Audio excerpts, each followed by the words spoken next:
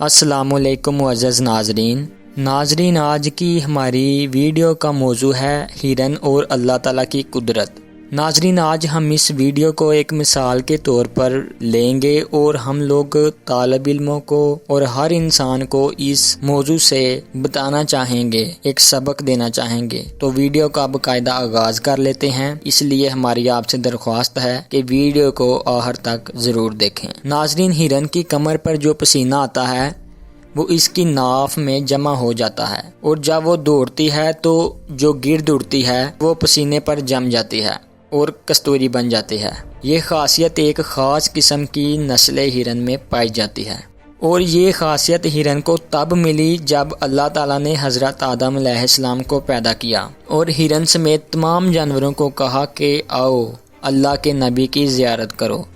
تو ان سب جانوروں میں سے ہرن گئی تھی۔ جب ہرن نے حضرت آدم علیہ السلام کی زیارت کی تو حضرت آدم علیہ السلام نے ہرن کی پشت پر ہاتھ پھیرا، تب سے ہرن کا پسینہ اس کی ناف میں جمع ہوتا رہتا ہے اور اس پہ گرد پڑتی ہے تو وہ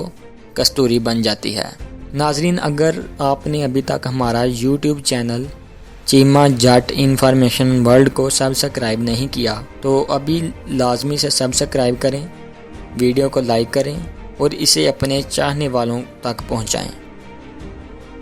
ناظرین، کستوری دنیا کی مہنگی ترین خوشبو ہے، اور کستوری کی جائے تولید ہرن کی ناف ہے۔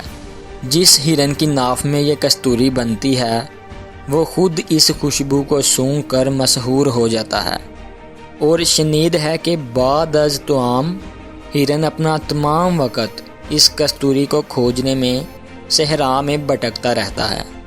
مگر اس چیز سے لا علم رہتا ہے کہ وہ خوشبو اس کی اپنی ناف میں سے آ رہی ہے۔ ناظرین، ہرن کی لا علمی پر آپ یقیناً ہنسیں، یہ آپ کا حق ہے، مگر خدا نے ایسا کام صرف ہرن کے ساتھ ہی نہیں رکھا، بلکہ گھوڑا وہ طاقت ہے جو طاقت کو ناپنے کا بھی معیار ہے۔ یہ موٹر اتنے ہارس پاور کی ہے، یہ تو آپ نے سن رکھا ہوگا، مگر آپ نے یہ روایت نہیں سنی ہوگی کہ بروز قیامت گھوڑے کو پتہ چلے گا کہ اس کے پاس کتنی طاقت تھی۔ آپ گھوڑے پر بھی ہنسیں، آپ کا حق بجانب ہے، مگر ایسا کام صرف گھوڑے کے ساتھ ہی نہیں، آپ کے ساتھ بھی ہے اور میرے ساتھ بھی ہے۔ ناظرین، یہ بات اس لیے میں کہہ رہا ہوں کیونکہ حدیث سرور دو عالم صلی اللہ علیہ وآلہ وسلم ہے کہ جس نے اپنے آپ کو پا لیا اس نے اپنے رب کو پا لیا، مگر خود تک کی رسائی اور معرفت نہ مجھے ہے اور نہ ہی آپ کو۔ اس لیے ناظرین، میں تمام طالب علموں کو، تمام انسانوں کو اس ویڈیو سے یہ سبق دینا چاہتا ہوں کہ اصل معاملہ خود کو پہچاننے کا ہے۔ جس نے خود کو پہچان لیا وہی کامیاب ہو گیا۔